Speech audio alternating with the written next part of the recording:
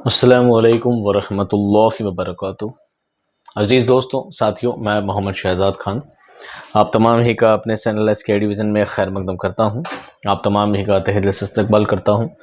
امید کرتا ہوں آپ تمام ہی خیر عافیت سے ہوں گے اور خوش و خرم زندگی گزارے ہوں گے۔ آج کا ہمارا ویڈیو ہے مثنوی کو لے کر سوال نمبر 10، مثنوی کی تعریف، اجزاء ترکیبی اور تاریخ پر تفصیل سے روشنی ڈالیے۔ صرف ایم اے پورشن میں، ایم اے فائنل ایئر میں جس طرح سے آپ سے سوال پوچھا جاتا ہے تو ایک جواب کے لحاظ سے یہاں پر چیزوں کو لکھا گیا ہے جسے میں آپ کو پڑھ کر سنا رہا ہوں۔ مثنوی کی تعریف، اجزاء ترکیبی اور تاریخ پر تفصیل سے نوٹ، 1 گھنٹے کی کلاس الگ ہے، آپ اسے سیکنڈ گریڈ والے ویڈیو میں دیکھ سکتے ہیں۔ تو مثنوی کی تعریف، اجزاء ترکیبی اور مثنوی سے ریگارڈنگ جتنی باتیں ہیں ان کو بہت کھول کر بہت زیادہ تفصیل سے ایکسپلین کیا گیا ہے، کہ ایک لفظ بر لفظ سمجھایا گیا ہے۔ تو اگر آپ اس کو یوٹیوب پر سرچ کریں گے، مثنوی کے آگے لکھیں گے ایس کے ایڈویژن، تو آپ کو ویڈیو وہ مل جائے گا۔ آپ چاہیں تو وہاں سے بھی سمجھ سکتے ہیں، اگر آپ کے پاس ٹائم ہو 1 گھنٹہ دیکھنے کا تو آپ چیزوں کو وہاں سے فلی ایکسپلین دیکھنا چاہتے ہیں، ایک دم ایک لفظ کو وستار سے سمجھنا چاہتے ہیں تو وہاں سے دیکھ سکتے ہیں۔ یہاں پر آپ کو صرف ویڈیو پڑھ کر سنایا جا رہا ہے، آپ سن لیجئے۔ جواب: مثنوی کے لغوی معنی دو کیا گیا یا دوہرا کیا ہوا ہے، لہٰذا مثنوی اس نظم کو کہتے ہیں جو مسلسل ہو اور جس میں کوئی واقعہ یا داستان وغیرہ نظم کی جائے۔ اس میں ہر شعر کے دونوں مصرے ہم قافیہ و ہم ردیف ہوتے ہیں، ہر شعر کا قافیہ الگ ہوتا ہے۔ مثنوی میں اشعار کی تعداد مقرر نہیں ہے۔ مثنوی میں ہر قسم کے واقعات، مضامین اور قصے نظم کیے جاتے ہیں۔ مثنوی اس طویل نظم کو کہتے ہیں جس میں کوئی قصہ یا واقعہ تسلسل کے ساتھ بیان کیا گیا ہو۔ حیت کے اعتبار سے ایسے ہم وزن اشعار کے مجموعے کو مثنوی کہا جاتا ہے جس میں ہر شعر کے دونوں مصرے ہم قافیہ ہوں اور ہر شعر اپنے پہلے اور بعد کے شعر سے مختلف قافیہ رکھتا ہو۔ لفظ مثنوی عربی زبان کے لفظ مثنیٰ سے مشتق ہے، جس کا مطلب دو علیحدہ کرنا۔ چونکہ صنف مثنوی کا ہر شعر اپنے پہلے اور بعد کے اشعار سے مختلف 2 قافیوں کا حامل ہوتا ہے، اس لیے اس صنف کو مثنوی کا نام دیا گیا۔ اصناف شاعری میں مثنوی کو بڑی اہمیت حاصل ہے۔ اس میں ظاہری اور معنوی ہر اعتبار سے بلند پایہ شاعری کے تمام لوازم موجود ہیں۔ اس میں ڈرامائی انداز، مرقع نگاری کی شاعری، تربیہ کی شگفتگی، رزمیہ اور قصیدے کا امتراق اور غزل کی دلکشی سبھی کو سمو لینے کی صلاحیت ہے۔ اب بات کرتے ہیں مثنوی کی چند خصوصیات کے بارے میں۔ نمبر 1، مثنوی ایک بیانیہ صنف ہے۔ اس میں خیال مربوط رہتا ہے، بات سے بات نکلتی ہے اور قصہ بتدریج آگے بڑھتا ہے۔ گویا مثنوی ایک ایسی صنف شاعری ہے جس میں ایک طویل، مربوط اور مکمل شعری کارنامے کے وجود میں آنے کے امکانات موجود ہیں۔ نمبر 2، مثنوی کا فن توضیحی فن ہے۔ یہاں غزل کی طرح رمز و کنایے میں بات نہیں کی جا سکتی، یہاں واقعات کا بیان ہوتا ہے، اس لیے بات کو صراحت کے ساتھ کہا جاتا ہے۔ نمبر 3، مثنوی کا ہر شعر الگ الگ قافیے رکھتا ہے، لیکن معنی و مفہوم کے اعتبار سے مثنوی کے تمام اشعار ایک دوسرے کے ساتھ مربوط ہوتے ہیں، یعنی جڑے ہوتے ہیں۔ ان میں ایک طرح کا ربط و تسلسل پایا جاتا ہے، کنیکشن پایا جاتا ہے۔ نمبر 4، مثنوی کی سب سے اہم خصوصیت واقع نگاری ہے، خواہ فوق الفطری ہو یا فطری ہو۔ فوق الفطری کالپنک ہو، ہے نا، کلپنا سے پرے چیزوں کو بھی مثنوی میں شامل کیا جاتا ہے۔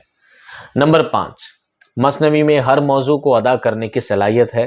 رزمیہ، بزمیہ، تصوف، فلسفیانہ، عشقیہ، ہر مضمون اس میں بیان کیا جا سکتا ہے۔ اس سے یہ بات واضح ہو جاتی ہے کہ مثنوی کا دائرہ بے حد وسیع ہے، بہت وسترت ہے۔ نمبر 6، مثنوی کی اہم خصوصیت حقائق نگاری ہے۔ اب بات کرتے ہیں مثنوی کی قسمیں۔ مثنویاں موضوع کے اعتبار سے کئی قسم کی ہوتی ہیں۔ مثلاً عشقیہ قصہ بیان کیا جائے تو مثنوی عشقیہ کہلاتی ہے، اگر جنگ کا بیان کیا جائے تو رزمیہ، اور تصوف کا بیان کیا جائے تو صوفیانہ کہلاتی ہے۔ داستانی مثنوی کی ترتیب۔ داستانی مثنوی میں قصہ گوئی کے تمام اجزاء کے علاوہ وہ ان کی تشکیل میں باقاعدہ ایک خاص ترتیب کی پاسداری کی جاتی ہے، جو اس طرح ہوتی ہے یا اس طرح ہوئی ہے: پہلا حمد، دوسرا نعت، تیسرا مدح فرما روائے وقت، اور چوتھا تعریف سخن، اور پانچواں سبب تصنیف وغیرہ۔ مثنوی کے اجزائے ترکیبی ڈیٹیل میں جانتے ہیں۔ مثنوی میں قصہ گوئی کے تمام اجزائے ترکیبی یعنی قصہ، پلاٹ، کردار نگاری، جذبات نگاری، سراپا نگاری، مکالمہ نگاری، منظر نگاری، جزئیات نگاری بھی پہلو پائے جاتے ہیں۔ اس کے اجزائے ترکیبی کی تفصیل مندرجہ ذیل ہے۔ سب سے پہلے بات کرتے ہیں واقعہ نگاری، یعنی جسے قصہ بھی کہتے ہیں۔ واقعہ نگاری مثنوی کا ایک اہم جز ہے۔ یہ واقعات فطری بھی ہو سکتے ہیں اور فوق الفطری بھی، کالپنک بھی۔ مثنوی میں رزم، بزم، اخلاقی و فلسفیانہ ہر قسم کے موضوع کو پیش کیا جا سکتا ہے۔ عشقیہ قصے بھی مثنوی کا خاص موضوع رہے ہیں۔ دوسرا ہے پلاٹ۔ واقعات کی ترتیب کو پلاٹ کہا جاتا ہے۔ مثنوی کے قصے میں بھی پلاٹ کو بڑی اہمیت حاصل ہوتی ہے۔ عموماً مثنویوں کے پلاٹ سادہ ہوتے ہیں اور قصہ ابتدا اور ارتقاء کی منزلوں سے گزرتا ہوا اپنے اختتام کو پہنچ جاتا ہے۔ تیسرا ہے کردار نگاری۔ کردار نگاری مثنوی کا لازمی جز ہے۔ مثنوی میں مرکزی اور اہم کرداروں کے علاوہ زمنی کردار بھی ہوتے ہیں۔ مرکزی کرداروں کے ارد گرد قصہ گھومتا ہے اور زمنی کردار واقعات کو آگے بڑھاتے ہیں۔ کردار نگاری میں اصلیت ہو اور کردار جیتے جاگتے اور متحرک ہوں تو مثنوی میں جان پڑ جاتی ہے۔ مثال کے طور پر نجم النساء کا کردار بہت جاندار ہے۔ چوتھا ہے جذبات نگاری۔ مثنوی نگار کردار نگاروں کے جذبات کی تمام باریکیوں کو پیش نظر رکھتا ہے۔ جب وہ کرداروں کی جذبات نگاری کرتا ہے تو صداقت اور حقیقت پسندی سے کام لے کر کرداروں کے حسب مراتب ان کے جذبات کی ترجمانی کرتا ہے۔ پانچواں ہے مکالمہ نگاری۔ مکالمہ نگاری داستانی مثنویوں کی کامیابی کا ایک جز ہے۔ یہ جز دوسری اصناف سے کہیں زیادہ مثنوی میں اثر دکھاتا ہے۔ اس میں فنکار نپت الالفاظ میں کرداروں کی باہمی گفتگو کو جاندار مکالموں کی صورت میں پیش کرنے اور حسب موقع مختصر یا طویل مکالموں کو تشکیل دے کر کرداروں کے جذبات و خیالات کی عمدہ ترجمانی کرتا ہے۔ چھٹا ہے محاکات نگاری۔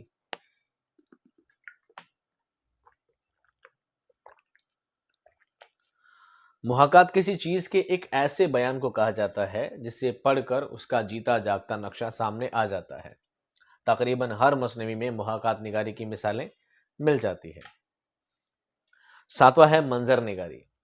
کسی قدرتی منظر یا واقعے کی خارجی ماحول اور مادی عنصر کی آئینہ داری کو منظر کشی کہا جاتا ہے۔ آٹھواں ہے جزئیات نگاری۔ جزئیات نگاری کی مدد سے شاعر جب کسی جذبے یا کسی شے کی تمام تفصیلات کو بیان کرتا ہے تو منظر یا واقعہ ہو یا کردار اس کا جیتا جاگتا نقشہ نگاہوں کے سامنے آ جاتا ہے۔ مثنوی کی کامیابی کے لیے ضروری ہے کہ ہر شعر کا پہلے شعر سے ربط ہو، زبان سلیس ہو، مضمون حقیقت پر مبنی ہو اور تسلسل قائم رہے۔ واقعہ نگاری اور تاثیر بھی اس کا لازمی جز ہیں۔ زیادہ تر مثنویوں میں قصے کی ترتیب اس طرح آگے بڑھتی ہے: پہلا ہوتا ہے توحید و مناجات، دوسرا مدح حاکم، تیسرا تعریف شعر و سخن، چوتھا ہے سبب تالیف اور پانچواں ہوتا ہے اصل قصہ۔ علامہ شبلی کے نزدیک مثنوی میں 3 اوصاف کا ہونا لازمی ہے جو درج ذیل ہے۔ پہلا حسب ترتیب، یعنی قصے کو آغاز تا انجام ترتیب اور حسن کے ساتھ پیش کرنا تاکہ مثنوی زیادہ طویل نہ ہو اور گرا نہ گزرے۔ دوسرا کردار نگاری۔ کردار نگاری اصلیت پر مبنی ہو، کردار جیتے جاگتے اور متحرک ہوں۔ متحرک کہتے ہیں جو حرکت والے، ایکٹیو۔ تیسرا ہے واقعات نگاری، یعنی جو قصہ بیان کیا جا رہا ہے وہ ایسا مکمل ہو کہ قارئین اور سامعین کی آنکھوں میں گھومنے لگے ایسا ان کا کردار ہونا چاہیے۔ تو یہ تھا مثنوی کا لمبا چوڑا انٹروڈکشن۔ اب بات کرتے ہیں مثنوی کی تاریخ، اس کے ارتقاء کے بارے میں۔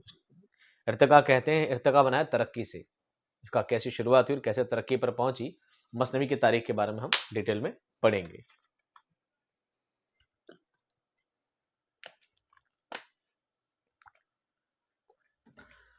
جدید جدید اردو مثنوی کی ابتدا دکن اور گجرات سے ہوئی۔ اردو میں بہمنی دور کے شاعر فخر الدین نظامی بیدری کی مثنوی پدم راؤ سے صنف مثنوی کی ابتدا ہوئی۔ اس کے بعد غواسی، نصرتی، ابن نشاطی وغیرہ نے طویل قصے اور داستانیں نظم کی۔ شمالی ہند کے شاعر جب فارسی کے ساتھ ساتھ اردو شاعری کی طرف متوجہ ہوئے تو انہوں نے مثنویاں بھی لکھی۔ ان شعراء میں ایک اہم نام شاہ مبارک آبرو کا ہے۔ ان کی مثنوی معزت الآرائش معشوق قابل ذکر ہیں۔ محمد قلی قطب شاہ کی درباری شاعر وجہی نے عشقیہ مثنوی قطب مشتری لکھ کر لافانی شہرت حاصل کی۔ ابن نشاطی کی مشہور مثنوی پھول بن بھی گولکنڈہ کی ناقابل فراموش مثنوی ہے۔ 18ویں صدی میں میر نے مختصر مثنویاں لکھی جن کے ذریعے اپنے سے پہلے کی مثنویوں میں موجود خامیوں کو دور کر کے زبان میں نکھار اور بیان میں نزاکت پیدا کرنے کی بھرپور کوشش کی۔ میر کی مثنویاں دریائے عشق اور ہجو در خانہ خود کافی مشہور مثنویاں ہیں۔ اسی طرح سودا کی مثنوی در ہجو پیل راجہ نرپت سنگھ، یہ پیل راجہ تو نہیں تھا، ورڈ شاید غلط ہے، یہ راجہ نرپت سنگھ، اور دوسری مثنوی در ہجو شیدی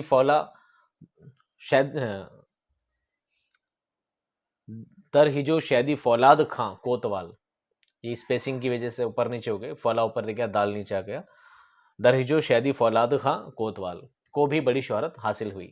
میر تقی میر کے ہم اثر اور خواجہ میر درد کے چھوٹے بھائی میر اثر نے خواب و خیال کے نام سے ایک مثنوی لکھی۔ کیا ہے یہ؟ خواب و خیال۔